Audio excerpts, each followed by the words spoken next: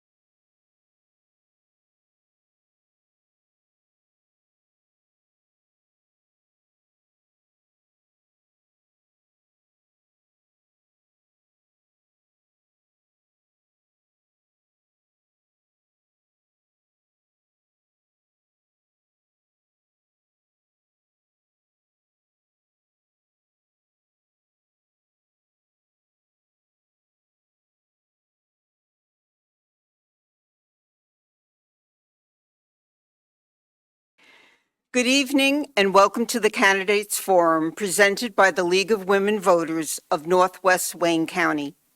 My name is Carrie Moon Dupree and I am president of the Northwest Wayne County League. Tonight we welcome the candidates running for the Plymouth City Commission. We thank the City of Plymouth for allowing us to use their facility for this public education event. The League of Women Voters is a nonpartisan political organization. We do not support or oppose any candidate running for any office. The League does take positions on issues after careful study, so you may see our name attached to an issue that we're advocating for or opposing. Membership in the League is open to all citizens who are at least 16 years old. So if you're interested in joining this public service organization, please let us know. Membership applications are available here tonight and at our website, lwvnorthwestwayne.org. The League's main mission is to promote political responsibility through informed and active participation in government. One of the ways we do that is by having forums such as this one tonight. The League has also prepared a nonpartisan voter guide, which can be found online at www.vote411.org. By typing in your voting address, you can view the races on your ballot and the candidates' responses to questions posed by the League. You can also find the link to the voter guide on our website. These addresses are provided on these three free bookmarks, which are available at the table in the back of the room. If you would like to ask a question of the candidates, and we certainly encourage this, please write your question on a card and hand it to one of the ushers in the aisles. Our moderator will ask as many questions as time allows. Questions should be brief, to the point, and should not include a personal attack on any of the candidates. We reserve the right to screen the questions for duplication and clarity. At this time, we ask all of our audience members to please be sure their cell phones are silenced. Election Day is November 7th. If you are not registered to vote, you can do so up through Election Day. Within 14 days of the election, registration must be done at the office of your city clerk. The polls are open from 7 a.m. to 8 p.m., but all registered voters can vote early by absentee ballot. Remember that you first must fill out and return an absent ballot application to your city or township clerk before a ballot can be mailed to you. If you need an absentee ballot application, contact your city clerk. The views expressed in this forum are those of the candidates and not of the League of Women Voters. Now I would like to introduce you to our moderator, League member, and co-president of the Michigan League of Women Voters, Paula Bowman, who will provide you with more details about tonight's forum.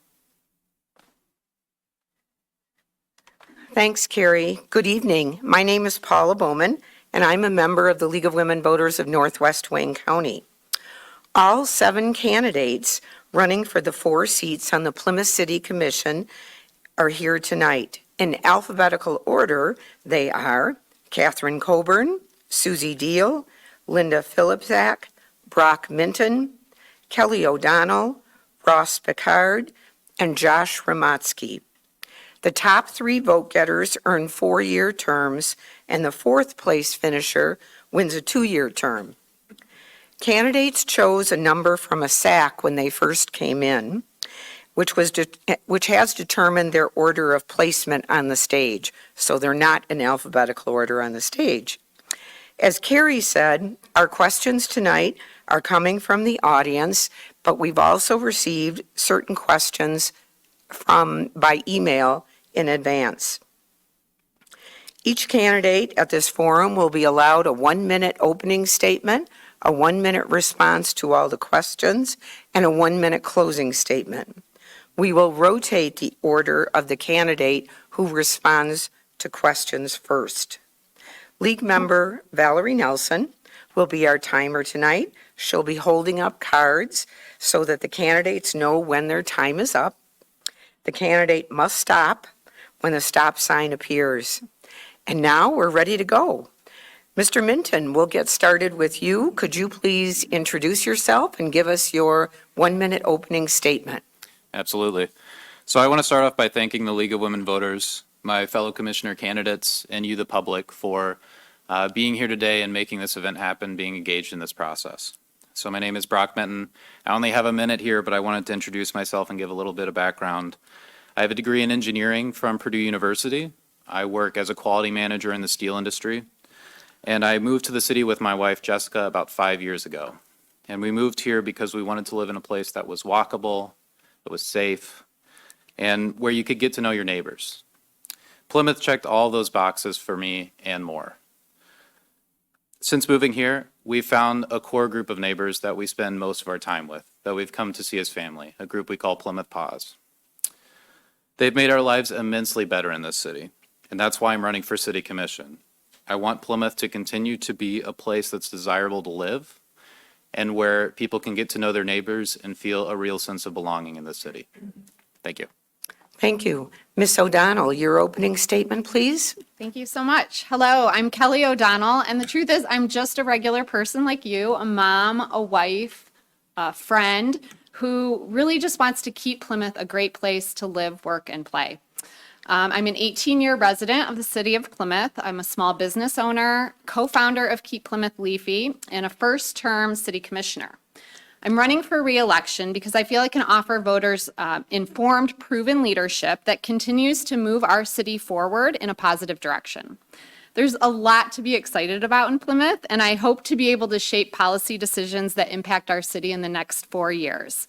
Some of those that I'm excited about include maintaining, updating, and expanding our parks and recreation system, building on the momentum in Old Village, and executing our 2024 master plan, which will be our shared community vision for the Plymouth of tomorrow.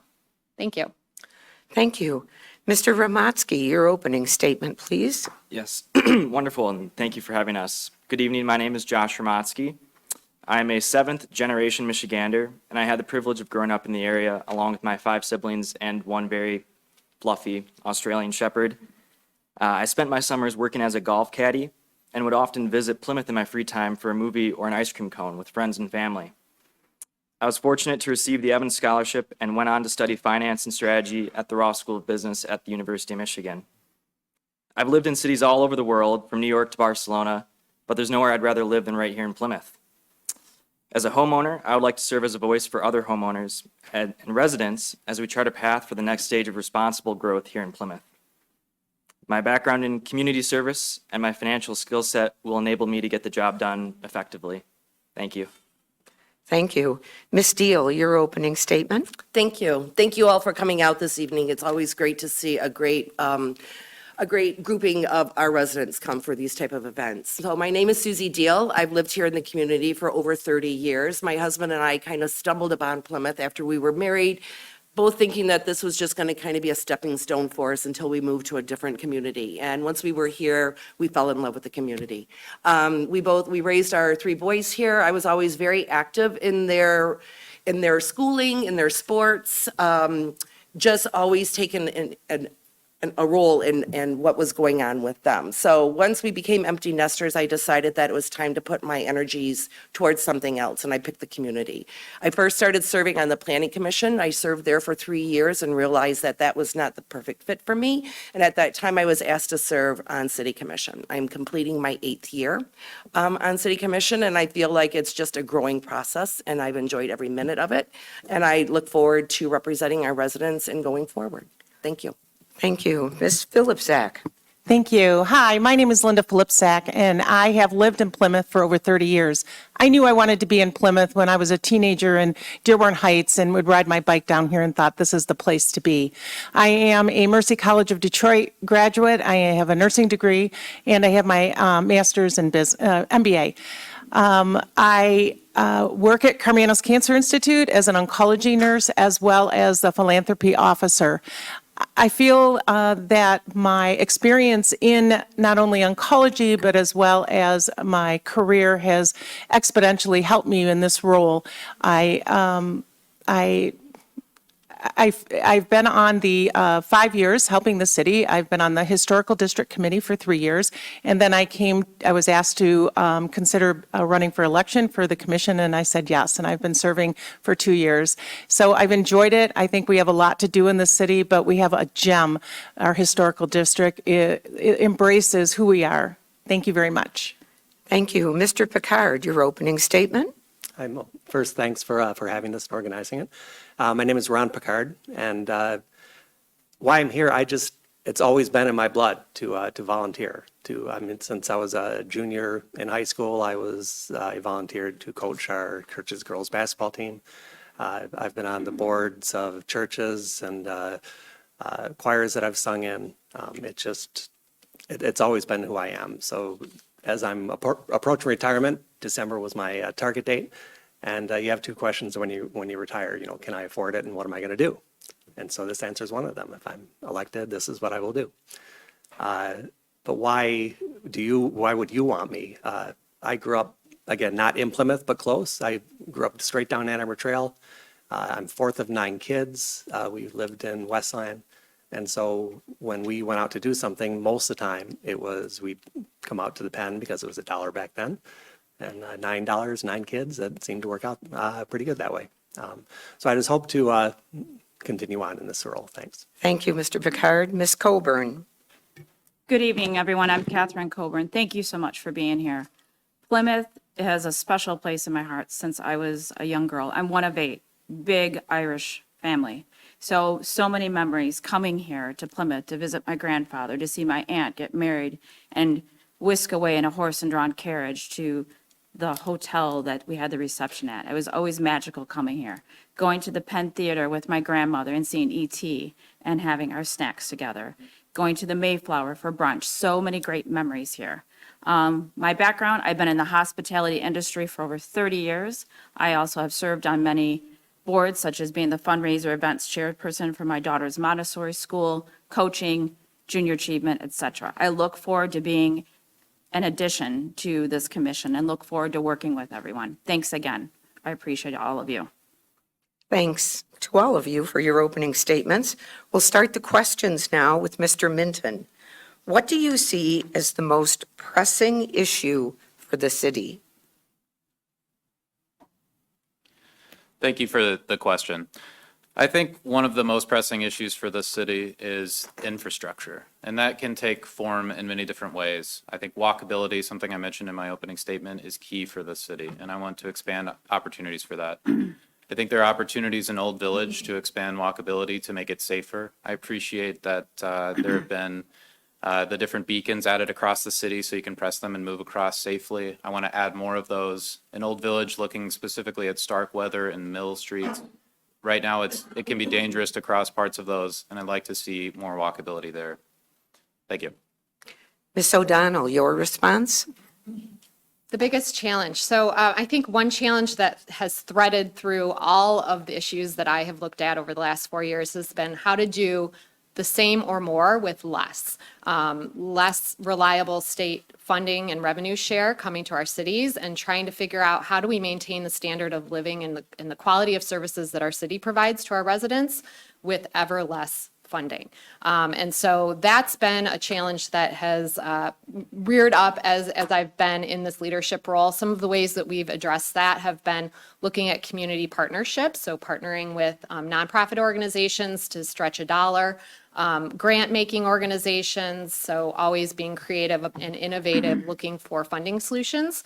And I would continue to do that, certainly, because I don't think those challenges are going to go away. Thank you. Mr. Ramatsky? Yeah, thank you. So I think the largest issues the city is facing, after having spoken with a lot of my neighbors, are really government transparency, reliable infrastructure, and having a sense of fiscal responsibility. Sometimes it feels like the government makes some decisions, like they put the cart in front of the horse, so to speak. I'd like to see a little bit more community involvement, maybe some more citizen forums, kind of involving people at the start, at the conversation. Also prioritizing certain infrastructure, things like roads and even our utilities, not that we control them, but leaning into those companies and making sure that they hold up their end of the bargain. And finally, having a sense of fiscal responsibility. I've spoken with a lot of people that have just moved to the city, and they pay a tremendous amount of taxes. Would like to try to work on keeping operating efficiency at a highest while still providing our citizens with the best. Thank you. Thank you. Ms. Deal? It's interesting. I don't like to look at these as pressing issues or challenges for our community. I like to look at them as to ways that we can improve our community. Do we have pressing issues? Yes, we do. But we have a wonderful community here. And piggybacking on what Kelly said, yes, we offer a lot of great services. And how can we continue to do that within our community and keep us growing and changing? We can't become a stagnant community. And so what is it, the things that we can do to keep us growing? You know, we face challenges from lack of funding. We face challenges with recreation issues that we have. We face challenges in everything that we do. So I think it's important for us to communicate as a team and to look at ways that we can plan for us to continue to grow as a community and to maintain those services and staying, yes, transparent to the citizens and getting citizens' involvement. Thank you. Ms. Phillipsack? Thank you. I think we have many issues that have been brought to us as city commissioners, and sitting on the dais, we look at those issues as they come to us one at a time. Yes, we have funding issues, but we work with the city administration, and those that are not engaged with the city administration, they don't realize what a phenomenal team we have at the city that work collaboratively with us and provide us information so that we can make informed decisions moving forward. I think if we look at, we have parking concerns, but we're looking at those issues as a group collaboratively. We're looking at parks and recreations, trying to build our city because we're a destination, and that's what we want to be, a destination that is historic and has the ambiance that everyone else wants to come here for. So thank you very much. Thank you. Mr. Picard? A little along the same lines, we are a destination city. I mean, this was, when I was growing up, this was the place to come. And I think throughout the state, Plymouth is known. And one of the reasons we have that is we're lucky enough that we're still charming. We're not cookie cutter. We don't have all the box stores in the town. We have a couple, franchises, but there's just a lot of private restaurants, still small shops in the area. And I think in order to keep Plymouth what it is, we need to support them. And when you talk to, I get my hair cut in town, and when you mention paid parking, all he says is that's going to add, $4 or $5 to the price of a haircut. And so when we need to look at each of the issues, we need to keep the residents first. Residents have to be first, and then our businesses are second. We just need to make sure that we're supporting each and every one of them so that we can keep Plymouth what it is. Thank you. Ms. Coburn? Well, I work in the hospitality industry, so every day I'm in the city. I'm seeing people come in to Campari, Fiamma, Sardine Room. We're all one big happy family. That's who I proudly work for. And I absolutely love it when people come in and with big smiles on their face and they talk about how much they love our city, our restaurants, our small businesses, our festivals, the Penn Theater, everything that truly makes up the heartbeat of our city. I don't look at it as pressing issues. I look at it as positive. That's truly what we have. We are a gem. We are known for being a destination city. So I look forward to, being the voice for hospitality, for good or bad, what have you, and continuing to have what we are known for. Thank you so much. Thank you. We'll start this next question with Ms. O'Donnell. It appears that high-end homeowners or business owners sometimes receive preferential treatment from the city. If elected, how will you serve the entire community equitably? Gosh, I hope this is not true. My assumption is that this is not true, that we treat all of our residents and developers and everyone who comes through the city doors the same and equally. That's really important to me. A couple of years ago, I looked at I created a builder code of conduct to make sure that our builders that come into our community are good neighbors in our neighborhoods. And so I think that sort of attention to the groups that come into our city is something that we're responsible for taking care of and looking out for as it relates to our residents. Thank you. Thank you. Mr. Ramatsky? Yes, thank you. So I believe in a form of servant leadership, and being a good servant means treating everyone fairly. So I happen to live in a smaller house in the city, but I'm surrounded by some larger, beautiful homes. And anytime I've had to interact with the city, it's been very positive. I'd like to continue that tradition going forward and treat everyone equally and fairly under the code of ordinances that we have and with the services that we offer. Thank you. Ms. Steele? Yeah, I would agree. I would hope that we're not having that happening in our community. I think we work very hard, administration, with our ordinances and our codes that we have set in place. We do, when a business comes into town, everybody has the same checklist that they have to follow. Builders, they have the same checklist that they have to follow. And we do find, if we do find that it's not being followed, we do have the personnel that goes through and will correct some of those situations that happen. I do believe in the process. I do believe in following the ordinances and the rules that are set. I treat everybody in that same fashion, no matter what business that's coming to us, no matter what development that's coming to us. I know when it's brought to us, I will look at them, each one individually, and go back to each individual department to make certain that they are also adhering to the rules that were set for our community. Thank you. Ms. Philipczak? I have to say that I have not seen that as an issue as a private citizen, as well as someone that has served the city on the HDC as well as a city commissioner. When we were on the HDC, we had rules and regulations that were set by the state as well as nationally, and each business was assessed according to the historical aspect and any kind of renovations. I live on a street that I live in a small home that had many different big houses built, and we all have the same rules and regulations with regard to setbacks, our houses, et cetera. And we work collaboratively with each of the commissions. There's policies, there are procedures, and we review them and update them accordingly on a yearly basis.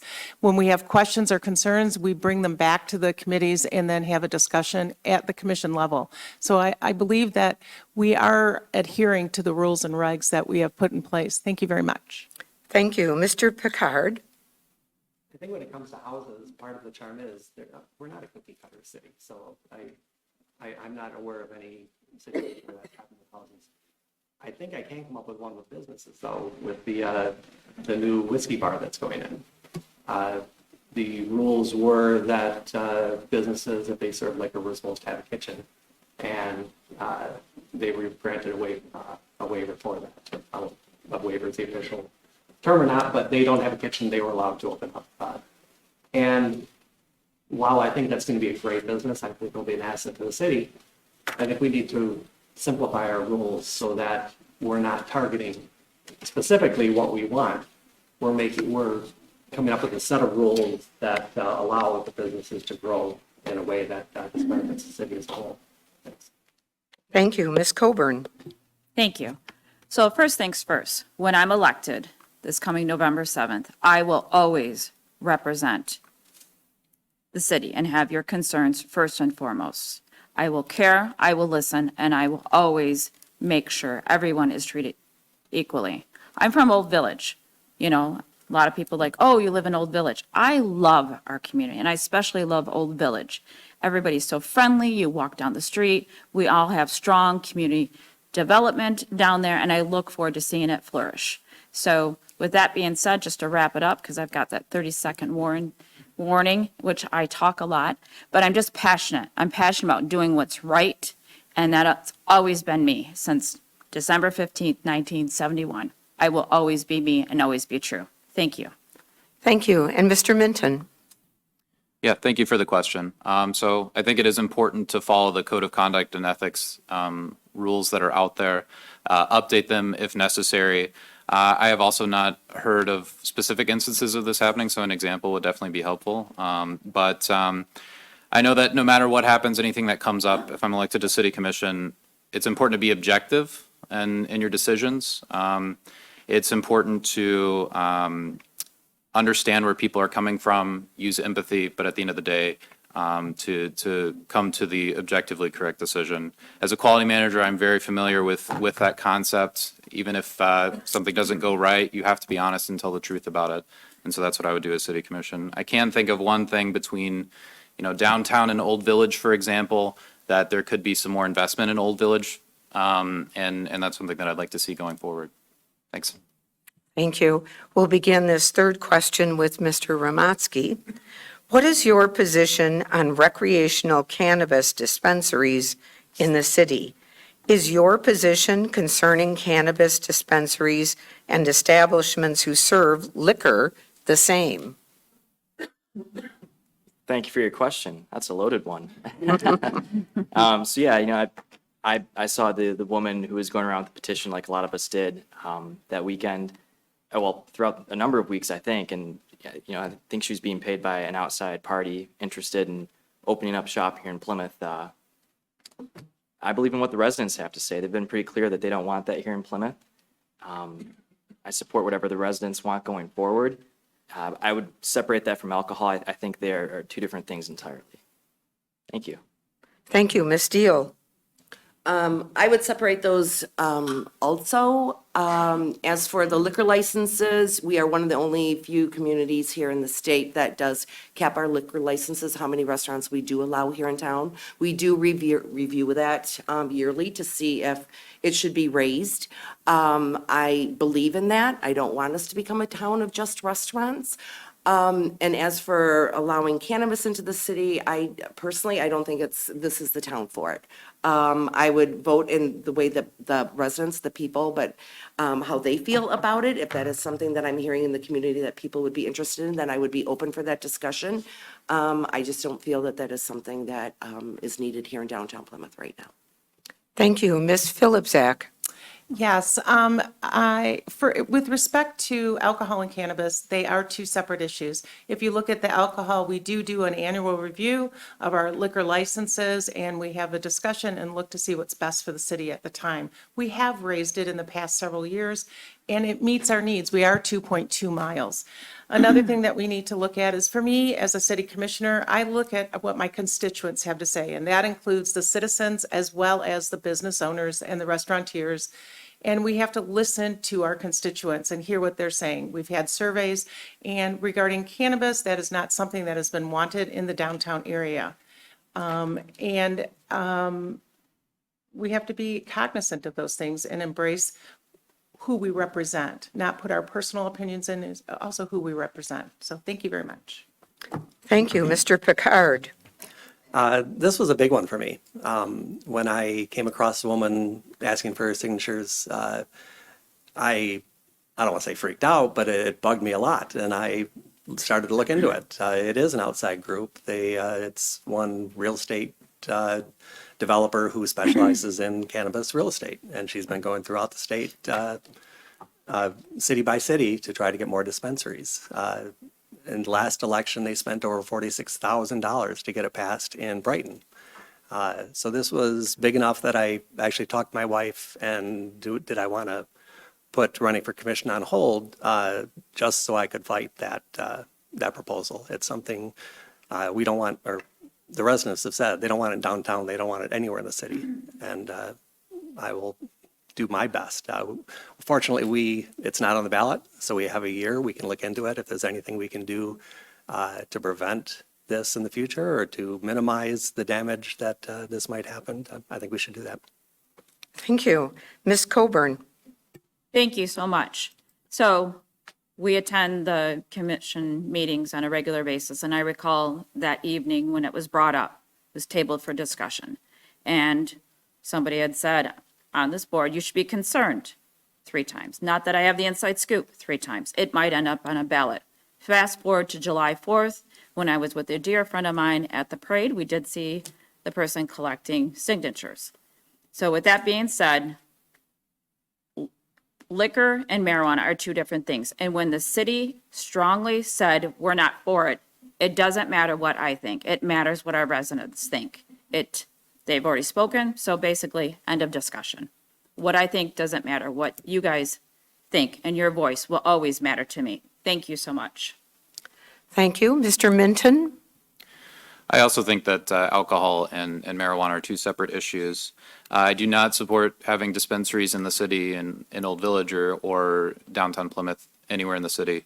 I've heard a few times that those surveyed from the city don't support it. I personally also don't support it. I think that we also need to pay attention that voters did approve a few years ago to make recreational marijuana legal. I think it's been great for additional state tax revenue. It's been great for decriminalization. But I'm also thankful that it gave municipalities like the city of Plymouth discretion on if they want to have dispensaries, how many and where. So like I said, I wouldn't support having any in the city anywhere. There are plenty of options for people to choose in the greater Metro Detroit area. Plymouth does not need to be one of those. Thanks. Thank you. Ms. O'Donnell. Yes, I have looked at this issue every year for the 4 years that I've been on commission.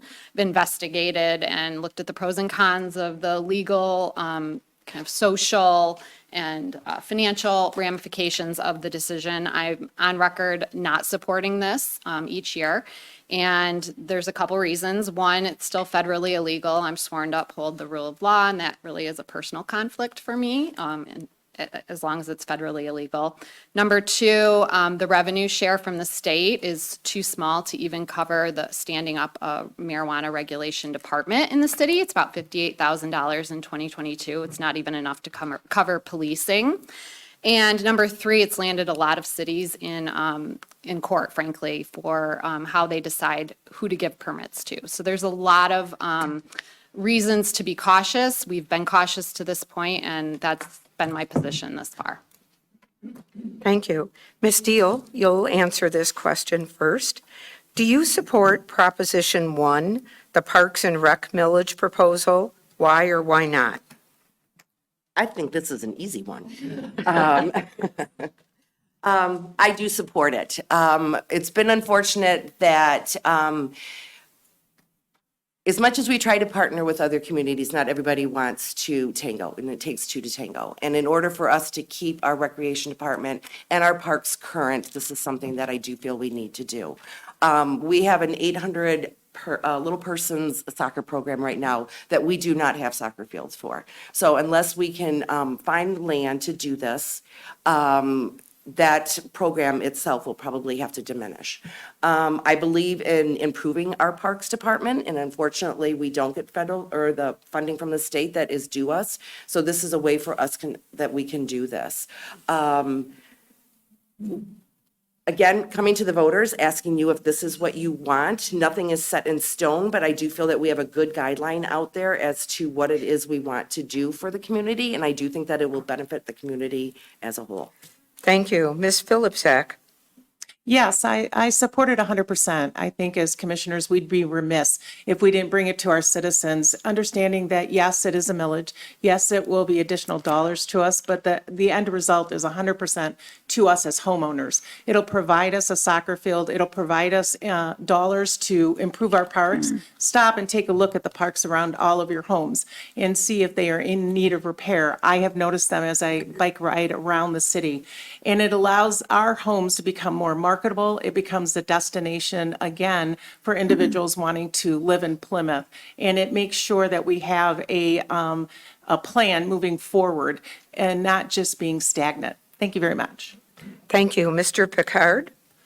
Well, this one's going to be tough for me because I don't support it, and I'm probably going to come across as that grumpy old, old fart that doesn't like parks. And trust me, that's not true. I do volunteer coach in the soccer program. My other nephew was on one of the teams that had to move to Northville because we don't have an 11v11 field in the city. So it's not that I don't understand the need for more money in the parks, but this millage, I think it has flaws. Part of the millage states that the money can be used to operate and maintain the parks as opposed to just improving the facilities. The city kind of pointed this out during the informational program where they said they will give residents discounts when they register their kids because they don't want to be taxed twice. Well, that means the rest of us are being taxed once for these soccer programs, and we're subsidizing players from other cities. And in the 2018 to 22 rec master plan, it stated that a community our size. Thank you, Mr. Picard. Ms. Coburn, your response? Thank you so much. I love Parks and Rec. I've coached soccer for 7 years and softball for 5. When I was growing up, they fed us. We were outside playing. I've spent so many countless hours, cherished memories, Parks and Rec. We definitely have growing pains. We're running out of fields for the kids to play in. We have a tremendous recreation program, such as not only for kids, but for adults, such as Citizen Academy, which I was so proudly able to attend and talk about it to anybody who wants to hear me listen. So I do support the Parks and Rec. We've got to continue to grow. We're running out of place, and I don't want to see any of these, soccer teams, diminish. That's the last thing I want to happen here in our city. Thank you so much. Thank you. Mr. Minton? So I'm very supportive of Proposition 1 because the Recreation Department is an excellent way to draw people from the region and for residents to connect with one another. I've met dozens of my neighbors personally through Recreation Department activities, and this millage will further expand those opportunities for people of all ages. It will also revitalize our neighborhood parks, important gathering spaces for everybody in our community, but especially young families. It's where the youngest in our community make lifelong friends. It gives kids an alternative to electronic devices, and it's important venues for community gatherings. If it passes, all the improvements will be prioritized and approved through the City Commission. It's important to note that. My priorities would be to focus on Old Village Park specifically. I think Point Park would be a great example, and the Lumber Mart acquisition to get more green space in the city. Outside of that, I think priority should be for mixed-use fields. That's a great way to utilize the limited space that we have in the city. And I'd like to expand sports for adults and seniors organized and ran by the City Recreation Department. Thanks. Thank you. Ms. O'Donnell? Yes, I'm very supportive of Proposal 1. This is an area of our city that's really needed a lot of attention for many years. Recreation facilities and programs are cited in citizen surveys as one of the most important factors to a high quality of life here in Plymouth. And an increase in demand for both quantity and the diversity of our recreation programming, a chronic underfunding of our Parks and Rec facility compared to other cities of our size, and the opportunity to purchase a blighted piece of land and turn it into an all ages and abilities park space is rare in our fully built 2 mile city. So I'm excited about this investment opportunity as a way to make significant capital improvements in every neighborhood park, reduce residents' fees for participation in programs, and it's a once-in-a-generation opportunity to create new and innovative parks and recs facilities in our city. Thank you, Mr. Ramatsky. Yeah, thank you. So I live directly adjacent to a city park, and it's wonderful. I go out there almost every day. I think I could tell you what the most popular brand of stroller is, and I imagine it's fairly expensive. But I do think this is one area where communication could have been a little bit better. You know, this millage is asking for more than 30% more money than the roads millage did in 2019, and the roads are still being worked on. So I think a little bit more communication with residents first would have been better, just to figure out what we actually need and what could have waited. You know, I don't want to put too much work on our already fairly lean city staff. But that being said, if I'm elected, I look forward to working with residents, if this millage passes, to figure out what exactly they want to see in their neighborhood with our current parks that are wonderful, and with future parks that could also be additionally great. Thank you. Thank you. Ms. Phillipsack will start this next question with you. How involved should the city commission be with the day-to-day operations of the city, since the city employs a city manager? That's a great question. And for me, I compare it to me as a professional. As a nurse in organizations, we have residents that come in and residents that go out as they train. We are like the residents that are coming into the city as commissioners. We work collaboratively with our city commission. They are spot on. I've never seen in my career of 40 years a better team run by our city manager, all of our directors and all of our team members. They work collaboratively. They provide us with information. We don't need to do their job. We need to let them do their job so they can provide us the information we need to make an informed decision when it comes to the commission. And I applaud them. I am honored to work with them and for them, because what they do for us is phenomenal. Thank you. Thank you, Mr. Picard. I mentioned earlier that, you know, hopefully this will be my retirement job. And while we do hire the city staff, it's our job to, or would be our job to oversee that. And I would take that very personally. I'd love to be able to go every week to a different department meeting just to sit in and see what they need, see what they're doing, and what the city can do to help, and what may need more improvement. Catherine mentioned Citizen Academy, and one of the things that you come out of there realizing is everybody who works for the city loves working for the city. And they talk about their atmosphere. It really is something to behold. But that doesn't reduce the oversight. I mean, the commission hires a city manager and then has to take serious, you know, overseeing that. Thanks. Thank you. Ms. Coburn? Thank you. So as we have mentioned a couple of times, we've got a couple of Citizen Academy graduates here, and I absolutely loved it. We went to each department and we got to learn, and it was consistent. The vibe, the passion they have of what they do, and they just could go on, and you could hear it in their tone of voice. And they were very open with all of us residents in regards to what questions we had. And I carry this in my wallet, and I got this from one of my favorite city managers, Paul Sincock. 5 rules for decision-making. Is it right for the community? Is it right for the city? Is it legal and ethical? Does it fit within our policies and procedures? Is it something for which I'm willing to be accountable for? I carry that with me, and I have that true to my heart. And I'm so thankful to have such a great team. Again, we have a tremendous city, and I look forward to being a part of this team when I win. Thank you so much. Thank you. Mr. Minton? Thank you for the question. So the city manager style of government is very common for a municipality of our size in the state of Michigan. It's important to distinguish the roles between those two, though. So commissioners make the strategic decisions for the city. What direction do we want to go as a city?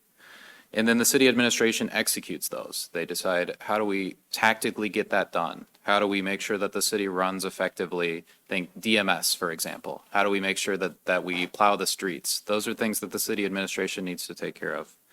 And the fiscal approval and fiscal responsibility comes down to the city commissioners. It's important to distinguish that the city manager ultimately reports to the city commission.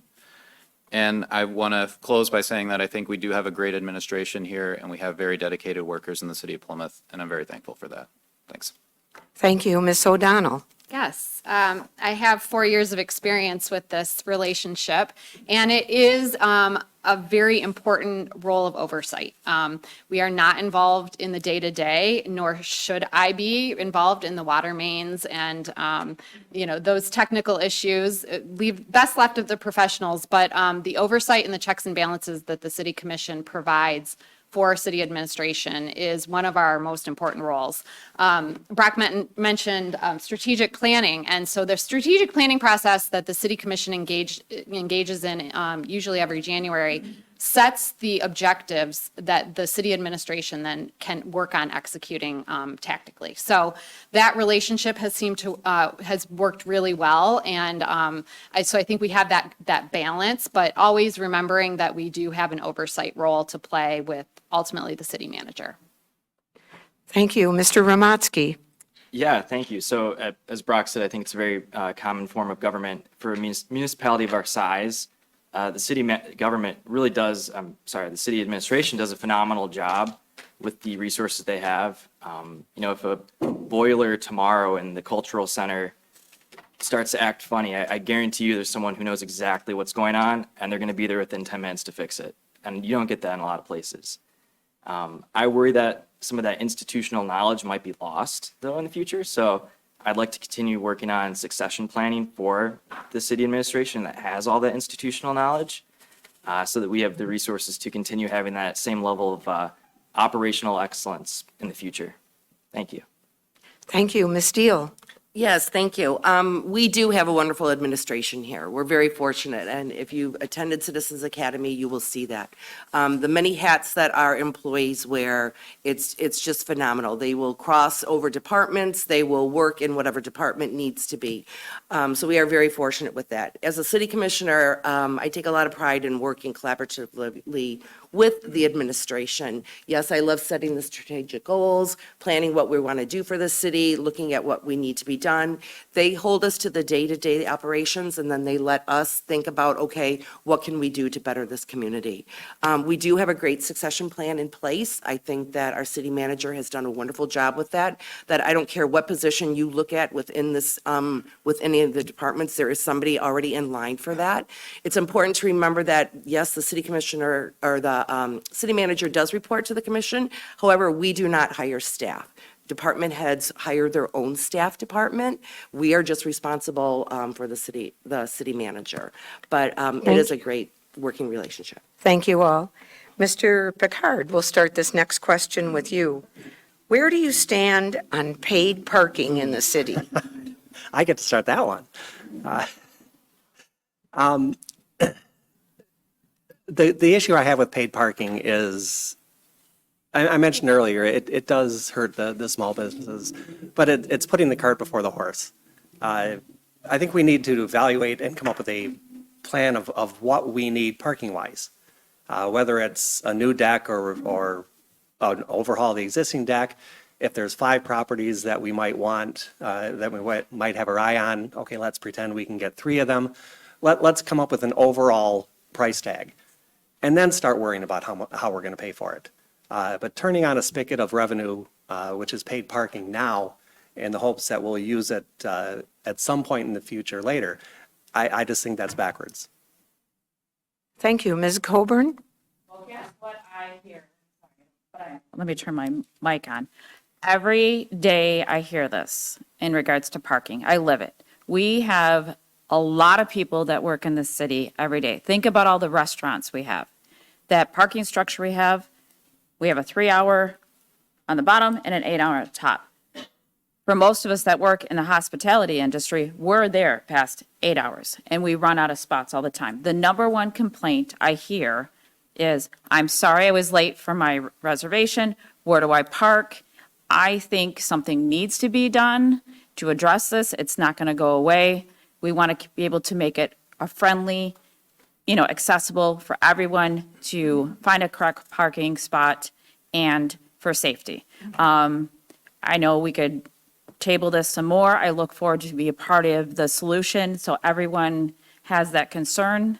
I work in downtown. I walk from Old Village. I can walk Thank you. quicker to my nail appointment on Forest Avenue than finding a Thank you, parking Ms. spot. Coburn. Thank you so much. Mr. Minton? Yeah, thank you again for the question. So overall, I am opposed to the idea of paid parking. I think free parking is a public good and it's helpful for local businesses. With any issue, though, I do think it's important to see the pros and cons of any idea. So to go through that really quickly from my perspective, the benefits of having paid parking is that it can generate more revenue for the city to pay for road and infrastructure repair. And it charges those who are driving and parking, it spreads that repair burden around instead of just on city residents. It will also help limit the amount of people parking for long periods of time. We've heard this issue of not having enough spaces. But the drawbacks are that it's a hassle to use parking meters or apps. I'm sure we've all been to a place that needs them, and it's a pain. There's no getting around it. It is annoying. It could also negatively affect local businesses. You'd need increased enforcement to even enforce the idea. And there's potential for people to just park in the neighborhoods instead, which we don't want either. So overall, I think the pros don't outweigh the cons here, so I'm opposed to paid parking. I think some parking solutions like Saxton's Lot are great things that we could do instead. Thank you. Ms. O'Donnell? Yeah, so the City Commission actually heard a presentation earlier in this year by the administration about the potential costs and revenue generation of the system. And it kind of served as the endpoint to this go-around of many of discussions about paid parking. I didn't see any numbers in that presentation that really gave me a huge appetite to continue the conversation. I'm only one commissioner.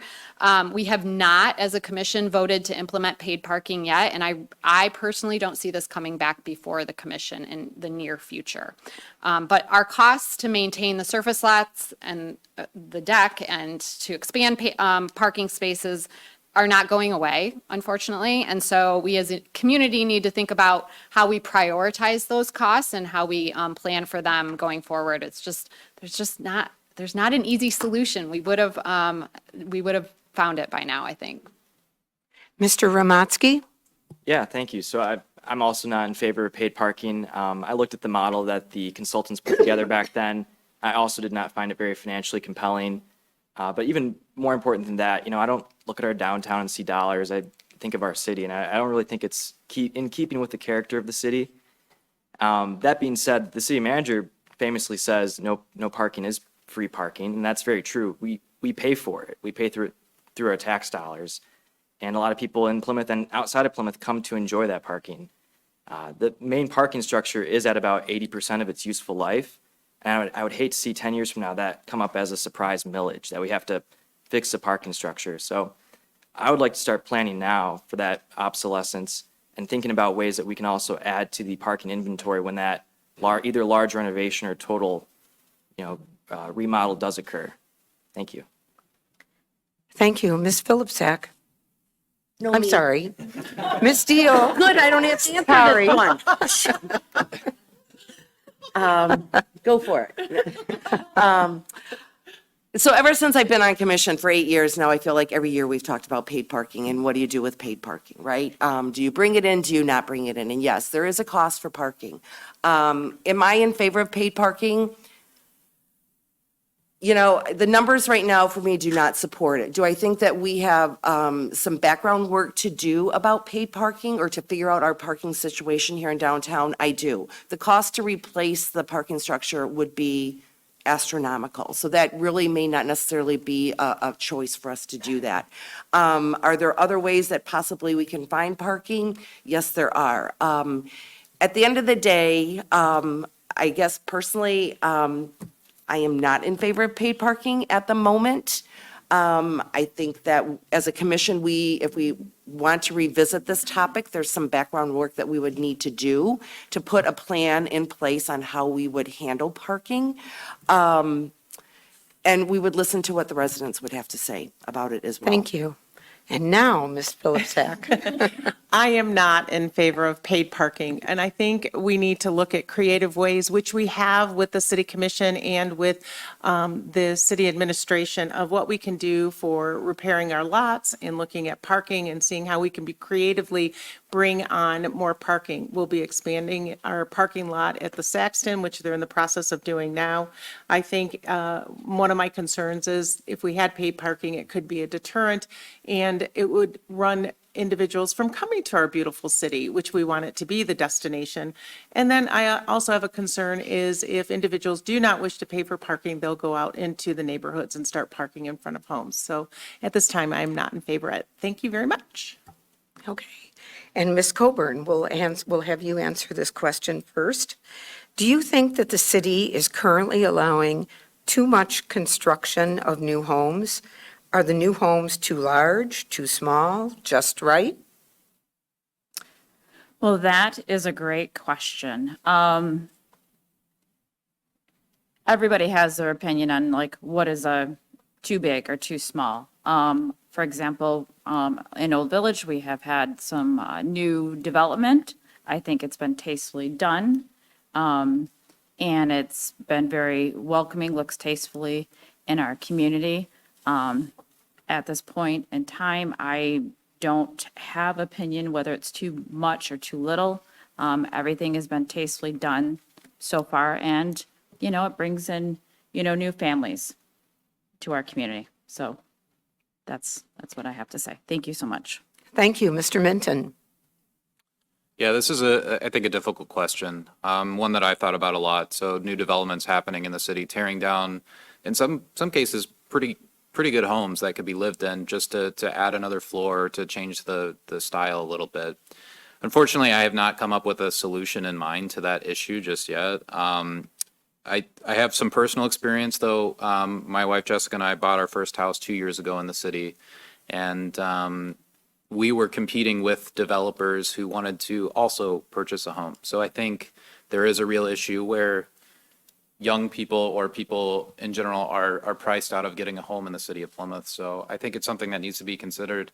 I think some of the changes that have happened with zoning, especially around restricting the heights and then the house footprint on the lot, some of those changes have been good to help it so, you know, you don't just have massive houses covering the entire lot, but it's something that needs to be considered for the future. Thanks. Thank you, Ms. O'Donnell. Another tough one. So I have been very supportive of some of our recent ordinances that have affected or tried to address some of these issues. So reducing the floor area ratio down to 35% of the lot size has been, I think, a good ordinance for the city. This year, we've passed the impervious surface ordinance, which limited solid concrete on lots. But I think we still have some work to do about the negative impacts that this development can have on neighbors and neighborhoods. And we live really close together in a lot of sectors of town, and this can really negatively affect neighbors, and I don't like that. And so I think that is an area of our ordinances that we can look at and probably improve to make it a more positive experience for the neighbors who have building going on around them. Thank you. Mr. Ramatsky.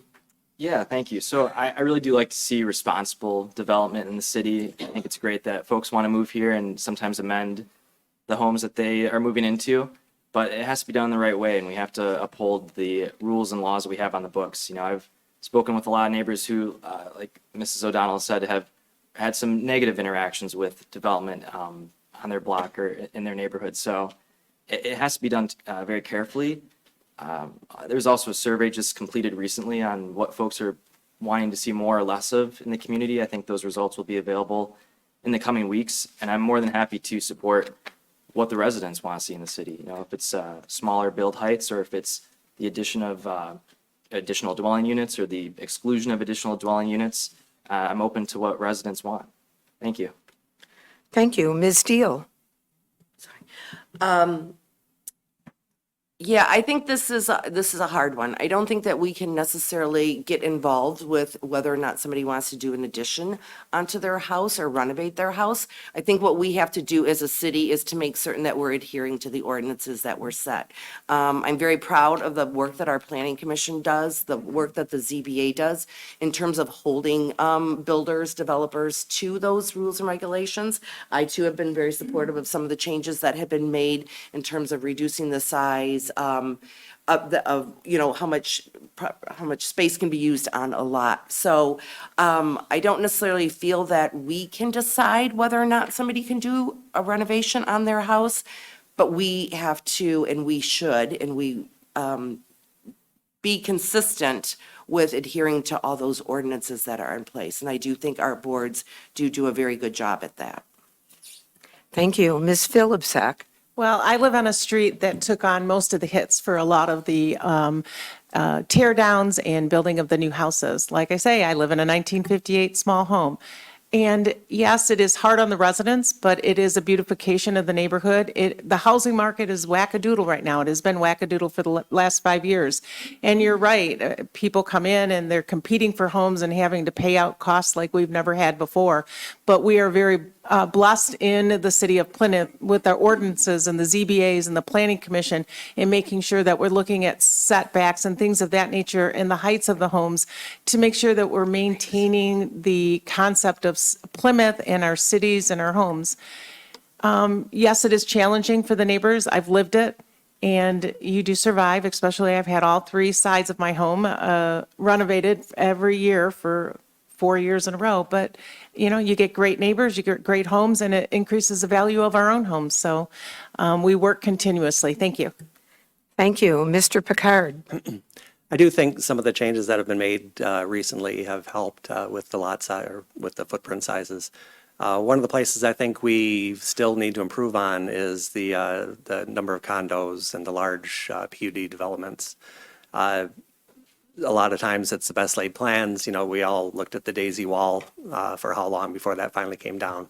The original plan that was going to be incorporated into the condos kind of fell through.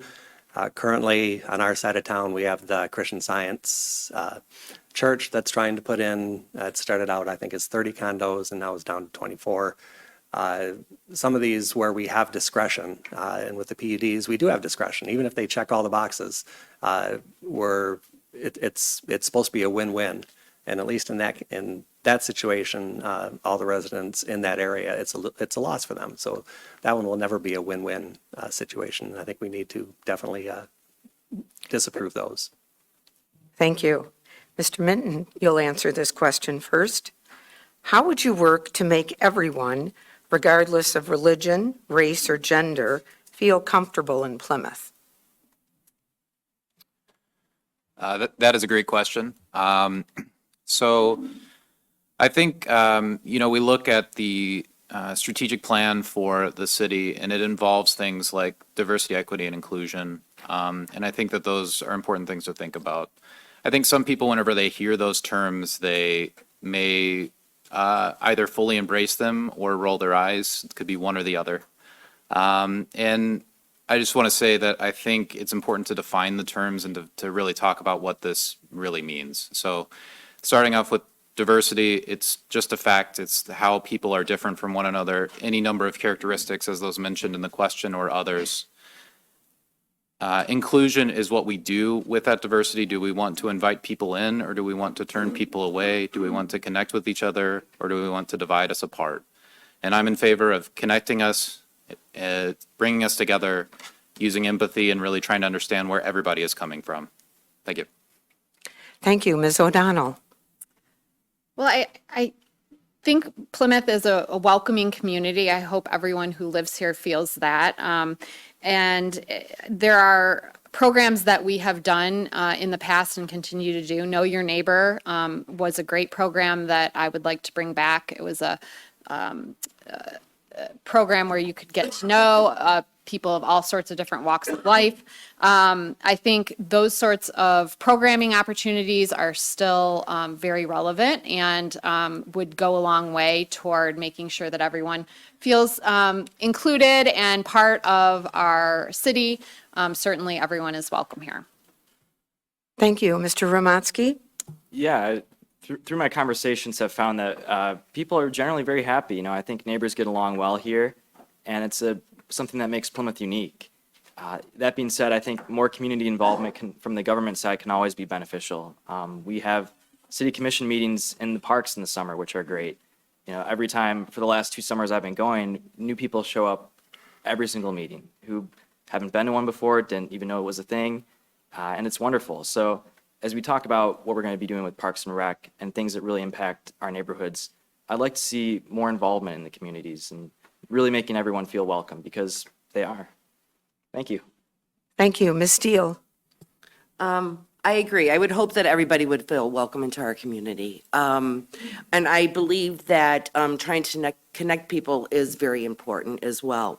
Parks and Rec, this millage that is up right now, is a great way to possibly do that. When I look at some of the parks right now, are all of the parks really, do they provide a swing set for every child that maybe wants to be on a swing set? Is there a slide for those children to go down those slide? I think this gives us an awesome opportunity to provide that openly within our community so that all residents could be using, all children could be using the Parks and Recs.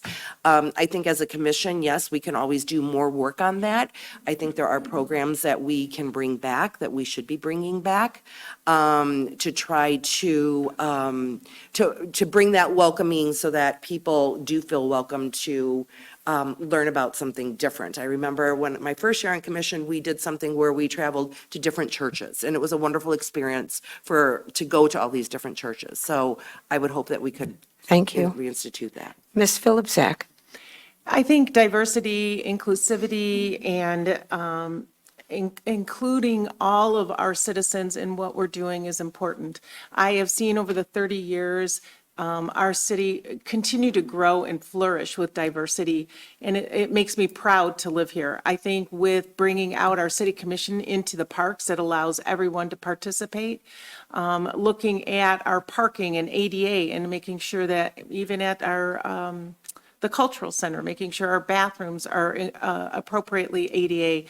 It's important that we make sure that we're including all of our citizens and visitors into what we're doing here. And so we can we do better? I guess anybody could really do better. But for me and my heart and soul, I think we're doing a good job, but we can always improve. And we'll look at programs that we can continue to provide for all individuals. Thank you. Thank you. Mr. Picard? I think if anybody goes to music in the park or an art in the park, they'll see Plymouth is inclusive. I mean, if somebody's coming in order to test out if we're inclusive or not, I think they've got a little bit of a chip on their shoulder. I mean, we need to respond. If there is an issue, we need to respond appropriately. We don't need to prove that we are inclusive. Just walk through the city any Wednesday night, and you'll see it. Thank you. Ms. Coburn? Thank you. I think we do that in Plymouth. I know in Old Village, we have several events throughout the year. We have meetings on a regular basis, and it's all walks of life. We are definitely one big happy family. I'm excited for the upcoming chili cook-off.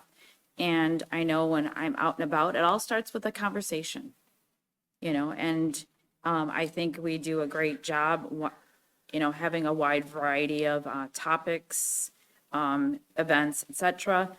Susie mentioned the playground. That reminds me, when I was on the fundraising chair position for our playground, we made sure it was welcoming to all children, their abilities, disabilities, that everyone could feel included. And I hope to bring that skill set when I am elected on November 7th. Thank you so much. Thank you. Ms. O'Donnell, we'll start this next question with you. What one policy or decision set by the City Commission would you change? I'm going to answer this one with, what would I change about a vote that I've made? And it is one from the beginning of my tenure, and it was a fire truck that we were voting on. And the truth is, I didn't really understand what the proposal was. And so it taught me a lesson, which is sometimes you don't know what you don't know, and you have to ask questions and get really educated. And so what I've learned as being a city commissioner is that I have to really go deep on the issues that I'm looking at. And so, it was a fairly harmless vote. It went through just fine, as it should have. But that is one that I think about sometimes, and I have never made that mistake again of not knowing fully what I was looking at. Thank you. Mr. Ramatsky? Yeah, thank you. It's an interesting question. I think we talk a lot about making new law, making new ordinance, but do we often look at what's on the books and what might be antiquated? Because I've been through the code as much as one can go, and some of it is quite antiquated. I believe there's some rules about having a kennel license if you have 3 or more dogs. Some of my neighbors have 3 or more dogs. I doubt they have a kennel license.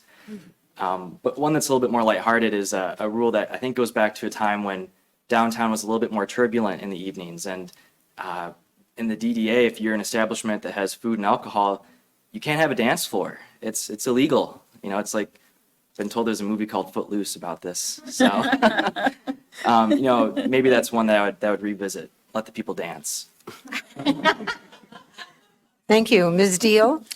I can honestly say in the 8 years that I have served, I haven't regretted anything that I have voted on. I also take a lot of time before I have to make a vote on something to do my homework, and I encourage everybody to do that homework.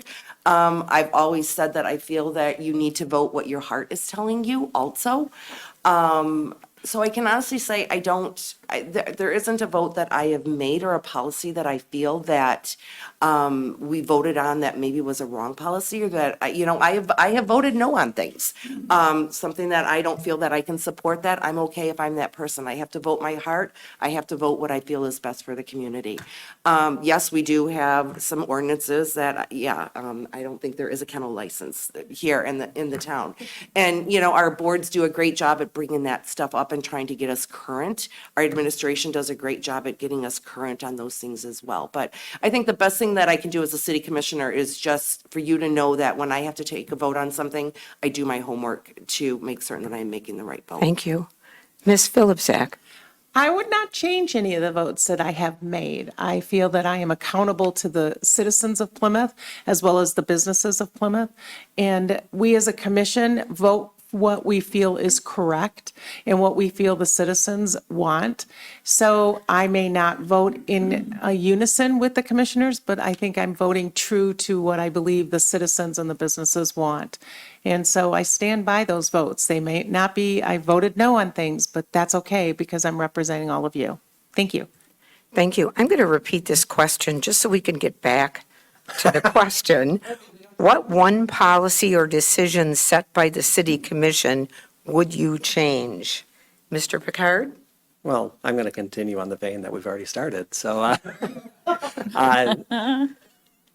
think it wasn't anybody on here. I think the mayor has kind of fessed up when he originally proposed the original proposal for the $15 outdoor dining, which obviously was a mistake.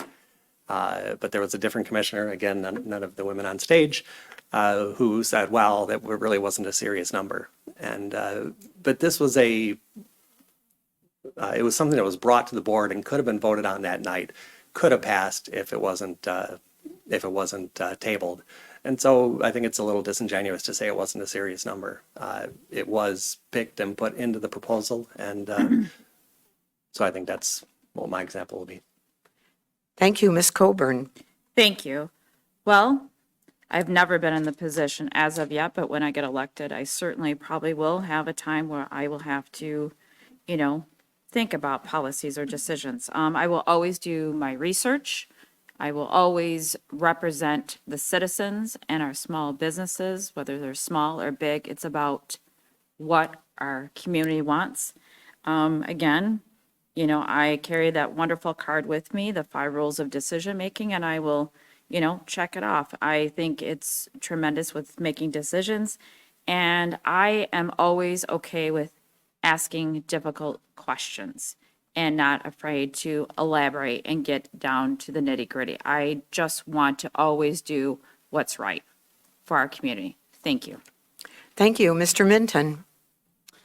Yeah, so I think Josh may have stolen my thunder there a little bit. I remember a couple months ago, I think Commissioner Kehoe brought up the fact that a business was trying to open up, not in the DDA, and they wanted to have a dance floor, and she thought it was for the whole city, and I would have thought the same thing. I wouldn't have even known that that was a thing. But it's kind of interesting to then look at the history. Plymouth has been here for a long time, and to see the origin of these rules and laws. It harkens back to a time that it's good to reflect on and to not make those same mistakes in the future. So I don't think there's any major policy or position or ordinance that really needs to fundamentally change immediately. I think we live in a great city. I think there's just some things on the edges there, like this dancing policy, that could definitely change. So, thanks. Thank you. Mr. Ramatsky, we'll start this next question with you. We got two questions about trees, and I've blended them together, even though they're a little bit different, but hopefully you can, your answer will address both of them. We are losing old growth trees. What can we do to reverse this, if anything? And the second one is, what is your opinion about the city's restricted tree ordinance, which some think conflicts with private property rights? Two loaded questions. Well, I really appreciate our tree canopy. Is a place for native pollinators, for animals, flora and fauna. I've done some work with the organization Keep Plymouth Leafy, which is a great organization that works to clean up parks, plant trees, and among other things. That being said, there are some difficult circumstances where I've met neighbors that have had large trees in their backyard that they thought might have posed a significant danger to young kids playing. In those cases, I would like to think there would be a way to compromise so that especially younger families who can't afford to pay exorbitant sums into a tree fund might be able to find a happy middle ground. Thank you. Thank you. Ms. Deal?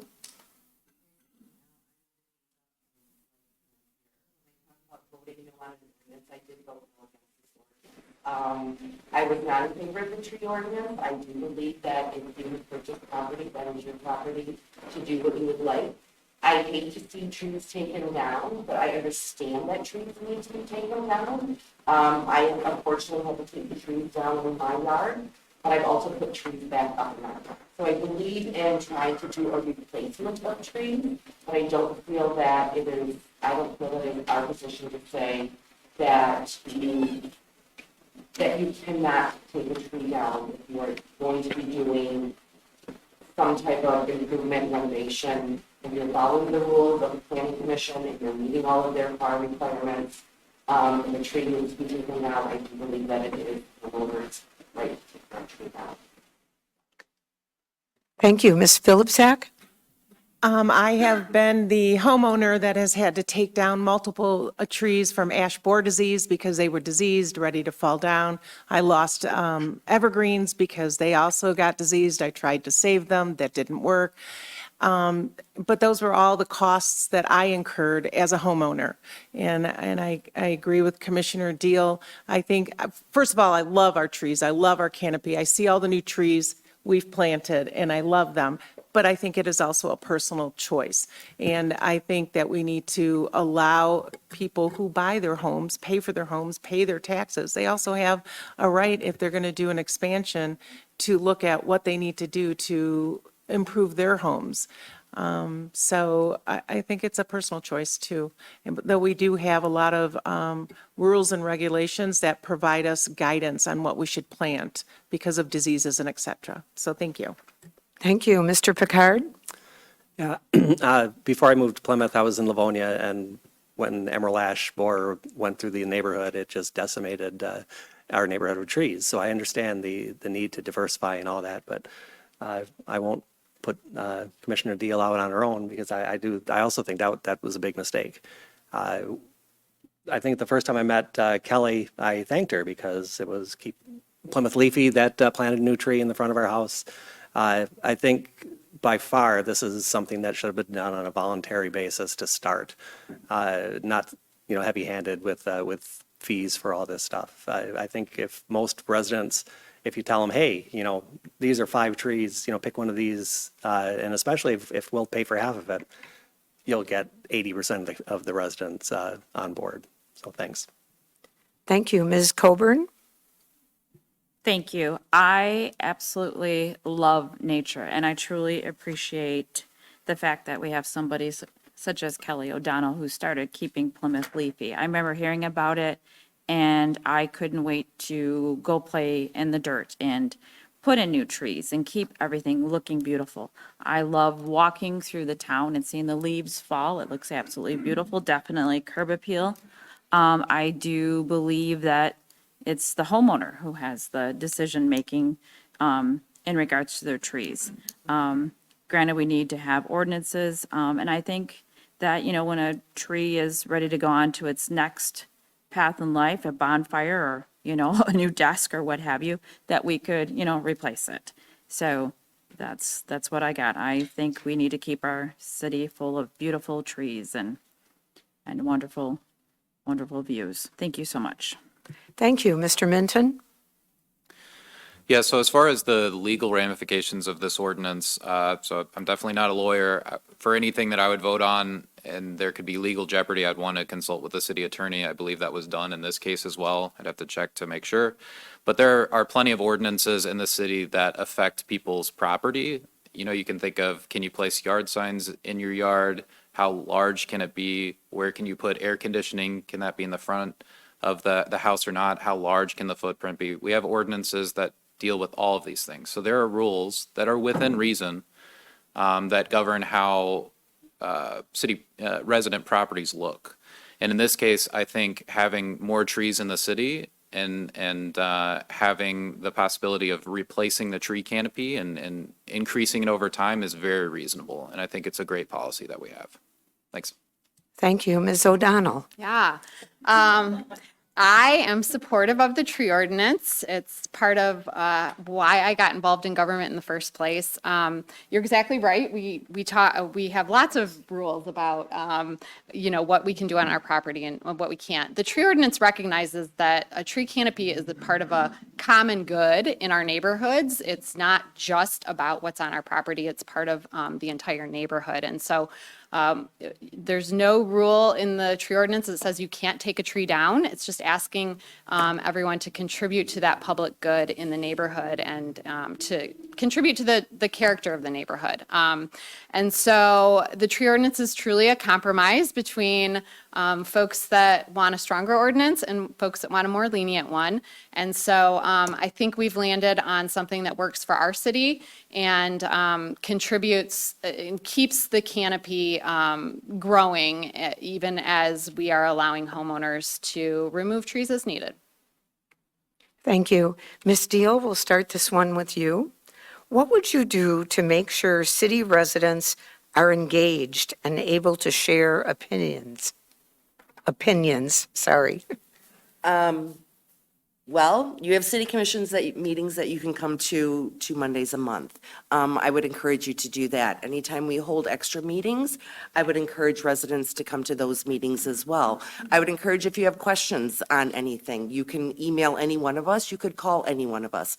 I know that when I run into people in the community, if I hear them speaking about a topic that maybe I don't think that they've got all the information, I have no problems with stopping and introducing myself and just saying, I've overheard your conversation. Can I please at least give you the correct information? I feel as a city commissioner, I am very open and willing to talk to anybody.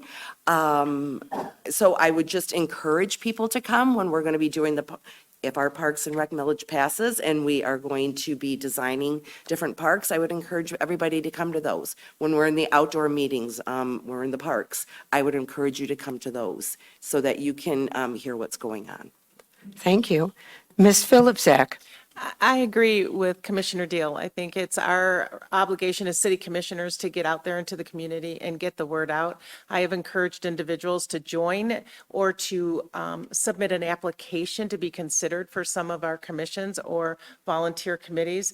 It's also coming to the commission meetings. You can't make it, you can watch it online, or you could come and visit us in the parks when we're in your neighborhoods, and getting out there and dialoguing with each other, but as well as us, so that we can get the right information out. And if you have a question, just call or email us. We do answer those emails and calls. Thank you very much. Thank you. Mr. Picard? It's kind of an odd goal to say we need to get the public to be engaged. I mean, I think they're engaged at the level that they want to be engaged. We've seen people get more engaged lately because they're not happy. I mean, the number of people that showed up to support the pen or support the outdoor dining, they are engaged, and I think it's just human nature. You're more engaged if it's something you don't like than if it's something if you like. But certainly, I think it's something we need to make sure, maybe not engaged, but informed. And I think we do need to make sure, especially with Prop 1 was mentioned the other day, I'm still out, knocking on doors, and people are still asking, what is Prop 1? We need to be able to somehow get more information out to the public on the things that should matter. Thank you. Ms. Coburn?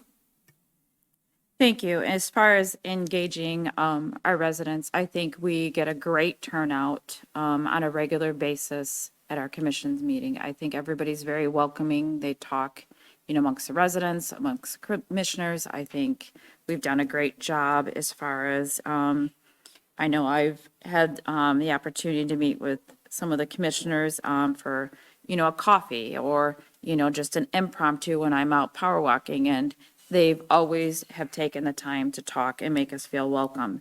Going forward, when I'm elected, I hope to continue that momentum and even more, that my door is always open. You can email me, you can call me. I want you to let me know what your concerns are. Thank you so much. Thank you. Mr. Minton? Thank you for the question. So I think community engagement is critical. I think that people live their best lives when they live within a strong, well-connected community where they know their neighbors and they know what's going on in their city. I think there is some onus on city commissioners and city administration to do some outreach into the community, to engage people, to let them know what's going on, whether that's going door to door or advocating for block parties or, going to the events we have like Music in the Air, other DDA events, to go in and talk with people and engage with them and let them know what's going on. I think additionally, online recordings have been great for city commission meetings and other meetings that we have in the city. I think it's been great for transparency and accessibility, and it lets people know they can go reference the primary material there. Thanks. Thank you. Ms. O'Donnell? Yeah, this is one of my favorite parts about being a commissioner is engaging with the residents and talking to the residents. So a couple things that I've done as I've been commissioner. So I run a Facebook page called Positively Plymouth, where I share recaps about the city commission meetings, keep people informed. I send a monthly newsletter to about 500 residents, and would love to have more of you join if you would like to give me your email address. And I have a Calendly that anyone can sign up to get a phone call with me. So that's calendly.com/O'Donnell Kelly. Finally, if you come to a city commission meeting and I'm on the commission, you will see me smiling at you when you speak. It's nerve-wracking. I know, I've been there. But if you're brave enough to get up and stand on the podium, even if you're really mad, I will smile at you because I love it. It's one of my favorite parts of the meeting, and I want to encourage more people to do it. Thank you. Mr. Ramatsky? Yeah, thank you. So I think citizens do have a lot of avenues to be engaged if they want to be, but I also think we could do a little bit more with community outreach. One survey that gets referenced a lot that was done in 2021 by Eastern Michigan University is great, covered a lot of topics. But when I was looking at the number of respondents under the age of 30, it was only 3%. That made me kind of sad because I'm in that category. But beyond that, I think it didn't capture maybe some of the sentiment that our younger residents might have had. So more community outreach is great. I think we can lean into the channels that we already have digitally, whether it's through Facebook, through Instagram, through email, to make sure that people that do want to get involved have the opportunity to do so. Thank you. Thank you. We have one more question, but it's a quick one. It's just a yes or no question. Ms. Philipsak, we'll start with you.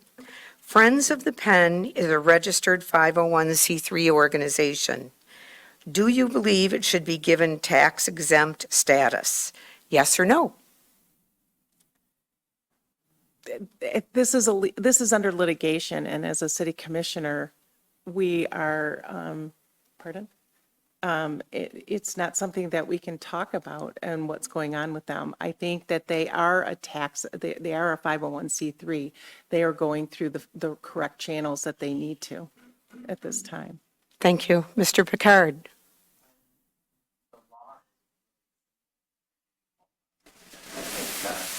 At this point, there is a procedure which that they are following. If nothing's against the law, let us know why they're not qualified. I think that's better for Thank you. Ms. Coburn? Well, it's a very difficult question. In regards to, there's, different things to look at. It is in litigation. I don't have all the facts in front of me. If I had all the facts in front of me, I could speak with intelligence, which I always want to do, be able to speak the truth. So I'm going to leave it at that. Okay. Mr. Minton? Yeah, so, I mean, I personally believe that they do, but once again, as has been stated, not a legal expert in that, so I think it is important, the transparency, to let people know what the gap is, why they don't qualify for it right now. If you can't speak about that for legal reasons, to state that as well. So definitely want to follow the letter of the law there. Thanks. Thank you. Ms. O'Donnell?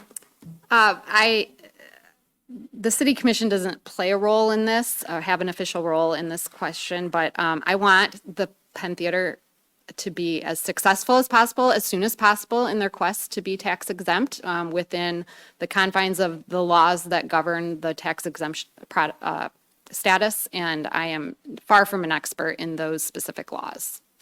Thank you. Mr. Ramatsky? Also not a lawyer, but I do work with comparables all the time. And, if you look at 16 other theaters that have this and we're the one that doesn't, you have to wonder, are we the one that's wrong? And yeah, the city commission can't decide that, but the city does hire its assessor. We can hire assessors that maybe have a bit of a better view and understanding of how Plymouth operates, I think. Thank you. Thank you. And Ms. Deal? And I would echo what Kelly said as well. This isn't something that the city commission votes on. It is under litigation right now. I do hope that they will qualify. I do hope that they will get the information that they're needing so that they can be tax exempt. We want them to be successful. They are a gem in our community. We realize the value of their importance. I am not a lawyer by any means, so I can't necessarily say what they're doing or what they're not doing. I can just say that there's a process that needs to be played out, and as soon as the process is played out, a decision will be made. Thank you. Wasn't exactly a quick yes or no, but we appreciate all of your input. It was educational. We'd like to now start with our closing statements in reverse order. Each of the candidates has a 1-minute opportunity to give a closing statement. Ms. Coburn, we'll start with you. Thank you so much for taking your time out today. It's such an honor to be in front of everyone, our residents, our commissioners, etc. And thank you for the League of Women Voters. I am definitely, looking forward to working with the city in regards to being elected on November 7th. And I'm asking for your vote. If you have any questions, feel free. I will be here afterwards. I will give you my email, my cell phone, etc. And I don't want you to hesitate to ask me anything. Thank you so much. Thank you. Mr. Picard. In my intro, I forgot to mention I'm a computer engineer by trade. And I've worked on big systems, designing big systems top down, and worked on little bitty details from the bottom up. I think my skill set and my own talents really lend myself to this job, much better than they do for campaigning for this job. And so please just, I've got a Facebook page, Picard for Plymouth, where I've got some of my views out there. You can look that up, and I appreciate your vote in November. Thank you. Ms. Philipczak. Thank you to the League of Women Voters for allowing us to come together and speak to everyone on our thoughts and the precedences that have been set before the City Commission. I love being a city commissioner. I love living in this city. I've lived here for 30 years. I'm not going anywhere. But I also love the fact that I'm able to represent the citizens and the businesses on a forward movement so that Plymouth continues to be a destination. We embrace our historical district and we move forward, but prudently, strategically, and fiscally responsibly. So thank you, and I hope that I've garnered some of your votes for moving forward. Thank you. Thank you. Ms. Deal. Yes, thank you. Thank you again for hosting us this evening. Thank you again for coming out and for all the wonderful questions. We covered a lot of topics tonight, and that's what commission is about. And I think the important thing to remember is we can differ. We can differ on what our thoughts are and what it is we think, but the important thing to remember is that we're a team, and we're a team here to represent you. We want to listen to you. Yes, we look for your input. We invite you to come to our meetings, but we can't do that unless you come to us. We can strategic plan to figure out what we can do to better our community, but we do invite you and ask you to get engaged with us as well. Please, you're always welcome to call me, to email me. I'm happy to meet with anybody. I'm happy to run you over with a car at Westbourne. So, been known to do it. But I look forward to being a part of this team again. It's been a great 8 years that I have served, and I like being part of this team. Thank you. Thank you. Mr. Ramatsky. Yeah, thank you. And thank you to the League of Women Voters for this opportunity. It's really been a pleasure to be part of this civic process thus far and just to see how engaged the community has been. Plymouth is a special place. William Starkweather built a little log cabin on the corner of Ann Arbor Trail and Main Street 198 years ago, I think. And the only thing that excites me more about thinking of our history is thinking of our future. So I would love to represent you, be your voice on the City Commission, and I hope to earn your vote this fall. Thank you. Thank you. Ms. O'Donnell. We are so lucky to live here. This is a wonderful community, and I just feel lucky to have been able to represent all of you. So thank you for that. I hope to be able to continue to do that in the next few years.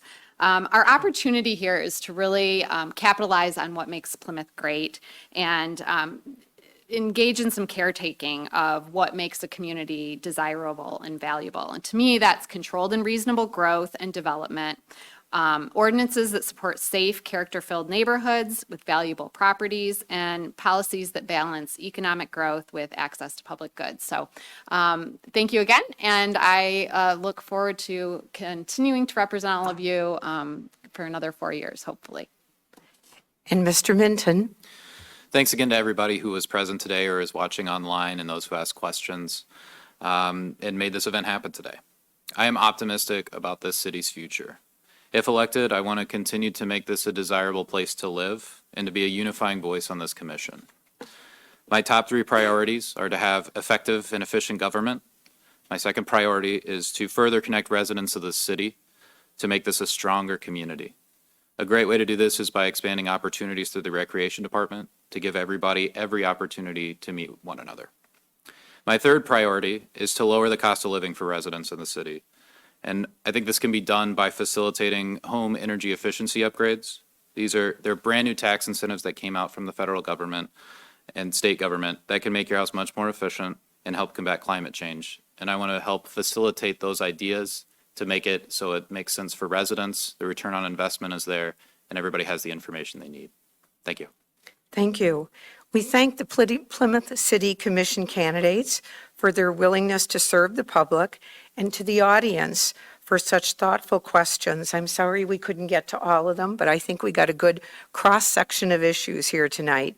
We thank the City of Plymouth for allowing us to use this venue for the forum tonight, and also to our league members who helped with this, especially our producer, Val Nelson. Our forum has been videotaped and can soon be viewed on our website, lwvnorthwestwayne.org, as well as the city channel, I understand.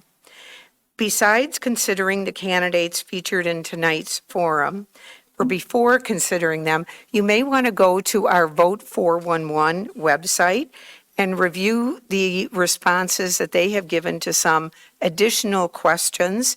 They may give you more insight into what their views are. Please note that ownership of the recording or transcripts resides with the League of Women Voters of Northwest Wayne County. The candidates or their supporters may not use portions of the forum or any audio clips, video clips, or transcripts for political advertising or other purposes without the written permission of the League of Women Voters of Northwest Wayne County. Sorry, we have to say that. The League of Women Voters is providing this forum as an opportunity for candidates to express their views related to their candidacy.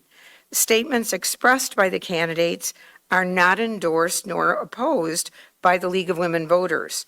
Also, the League does not certify any candidate responses to questions as accurate, so voters are encouraged to fact-check information shared at this forum. Election Day is November 7th. The polls are open from 7 a.m. to 8 p.m., and if you're not registered to vote, you can do so up through Election Day. But within 14 days of the election date, registration must be done at the office of the city clerk. All registered voters can vote by absentee ballot. Remember that you must first fill out and return an absentee ballot application to the city clerk before a ballot can be mailed to you. We urge all of you to be participants in our democracy by making educated choices in the election. This concludes our forum this evening. Thank you all for coming.